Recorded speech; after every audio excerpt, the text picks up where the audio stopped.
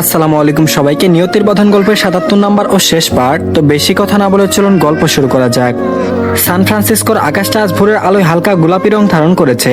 পাহাড়ের উপর জমে থাকা কুয়াশার চাদর সরিয়ে সূর্য তার উকিঝুঁকি দিচ্ছে। ডুপ্লেক্স বাড়ির অন্দরমহলে এখন পিনপতন নীরবতা, কিন্তু এই নিস্তব্ধতার আড়ালে লুকিয়ে আছে তিন দম্পতির এক নতুন অনুভূতির জোয়ার। সবার আগে চোখ মেলল অর্থি। জানালার কাছ দিয়ে আসা হালকা রোদের ঝিলিক এসে পড়লো তার চোখে। নির্ভার তখনও গভীর ঘুমে, তবে তার হাতটা অর্থির কোমরের উপর শক্ত করে রাখা। গত রাতের স্মৃতিগুলো অর্থির মনে আসতেই দুগাল লজ্জায় রাঙা হয়ে উঠল। সে ধীরে ধীরে নির্ভারের হাত ছড়িয়ে উঠে বসলো।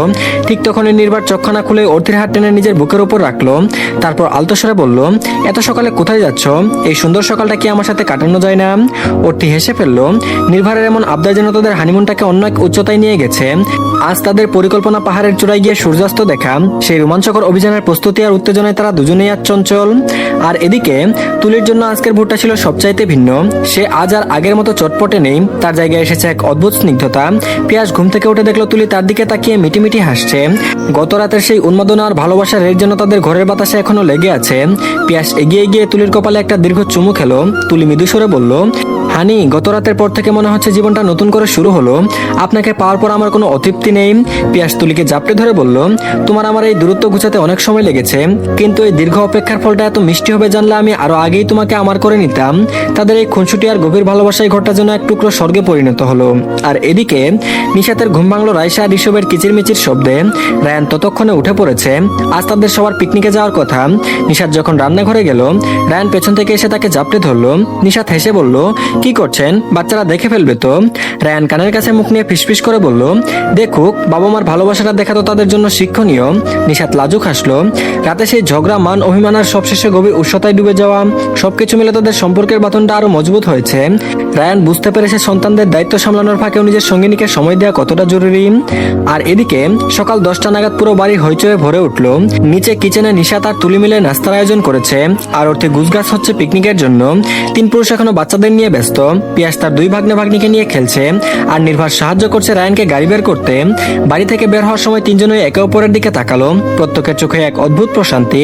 রাইসা আর ঋষভ আনন্দে লাফালাফি করছে। পাহাড়ের আঁকাবাঁকা পথ পেয়ে তাদের গাড়ি এগিয়ে চললো গন্তব্যের দিকে। গাড়ির কাছ দিয়ে আসা ঠান্ডা হাওয়া আর মনের ভেতর উৎসতা সব মিলিয়ে এক অপূর্ণ সমন্বয়। গন্তব্যে পৌঁছে পাহাড়ের পাদদেশে সবাই যখন বসে গল্প করছিল, তখন অর্থি ফিসফিস করে নিশাতে আর তুলিকে বলল, জানিস, গত 2 দিন মনে হচ্ছে আমার জীবনের সেরা সময়। তুলি লাজুক হেসে বলল, আমার তো মনে হচ্ছে পিয়াস আমার জীবনের শ্রেষ্ঠ সমাপ্তি। নিশাত শুধু হাসলো। তার দৃষ্টি তখন রায়ানের দিকে, যে দূরে দাঁড়িয়ে সন্তানদের সাথে মজা করছে। বিকালে যখন পাহাড়ের উপর থেকে সূর্যের অস্ত যাওয়া দেখছিল তারা, তখন নির্ভার অর্থির হাতে হাত রেখে বলল, জীবনটা যদি এভাবেই কাটানো যেত। পিয়াস তুলির কাঁধে মাথা রেখে সায় দিল। রায়ান নিশাতকে জড়িয়ে ধরে বাচ্চাদের দিকে ইশারা করে বলল, এরাই আমাদের পৃথিবী, আর এদের ঘিরেই আমাদের ভালোবাসা। দিন শেষে যখন আবার বাসায় ফিরল, তখন সবার মনে এক গভীর তৃপ্তি। হানিমুন শেষ হয়ে আসছে ঠিকই, কিন্তু তাদের জীবনের নতুন এক অধ্যায় কেবল শুরু হলো।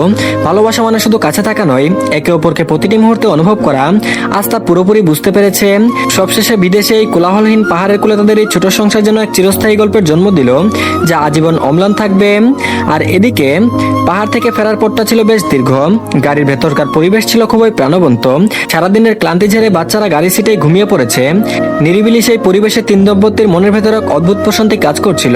সান ফ্রান্সিসকোর রাস্তাগুলো রাতের নিয়ন আলোয় সেজে উঠেছে, যা তাদের হৃদয়ের আনন্দের সাথে মিলেমিশে একাকার হয়ে যাচ্ছে। গাড়ি চালাচ্ছিল নির্ভার, পাশে অর্থি জানালা দিয়ে বাইরের শহরের আলোকসজ্জা দেখছিল। নির্ভার এক হাতে স্টিয়ারিং ধরে অন্য হাত দিয়ে অর্থির চিবুক ছুঁয়ে বলল, কি ভাবছো এত? খুব কি ক্লান্ত লাগছে?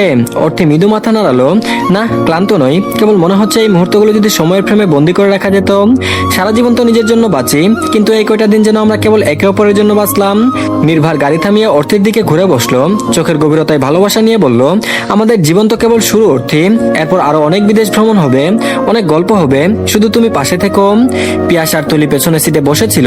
তুই জানালার সাথে মাথা এলিয়ে দিয়ে চোখ বন্ধ করেছিল। পিয়াস আলতো করে তার হাতটা নিজের হাতের মুঠোয় নিল। তুলি চোখ না খুলে হাসলো।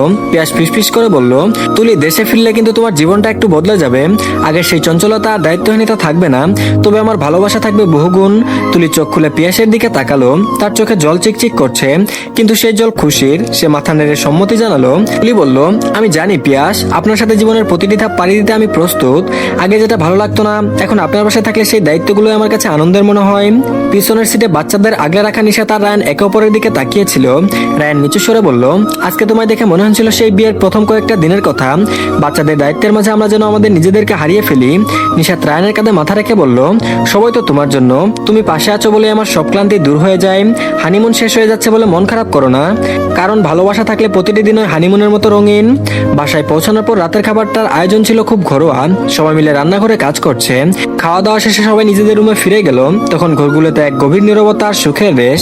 নির্ভারবর্তী বারান্দায় দাঁড়িয়ে আকাশের তারা গুনছিল। পিয়াস আর তুলি তাদের নতুন জীবনের পরিকল্পনা নিয়ে মগ্ন ছিল। রায়ান আর নিশাত বাচ্চাদের ঘুম পাড়িয়ে নিজেদের মাঝেও একান্তে সময় কাটাচ্ছিল। রাত যত গভীর হচ্ছে, বাইরে শীতল হাওয়া বইছে, কিন্তু তাদের প্রত্যেকের ঘরের ভেতর উৎসতার কোনো অভাব নেই। হানিমুন কেবল তাদের কাছে আনেনি, একে অপরের প্রতি শ্রদ্ধা আর ভালোবাসার গভীরতাকেও বাড়িয়ে দিয়েছে বহুগুণ। পরের দিন তাদের ফ্লাইট। ব্যাগ গুছাতে গুছাতে অর্থে নিজের ডায়েরিতে লিখছিল, বিদেশের মাটিতে এসেছিলাম নতুন করে নিজেকে চিনতে, আর ফিরে যাচ্ছে একজন সম্পূর্ণ মানুষকে খুঁজে পেয়ে। ভালোবাসা আসলে এটাই, যা সবকিছুকে সুন্দর করে তুলে। সান ফ্রান্সিসকোর এই স্মৃতিগুলো তাদের হৃদয়ের গহীনে আজীবন অক্ষত হয়ে থাকবে।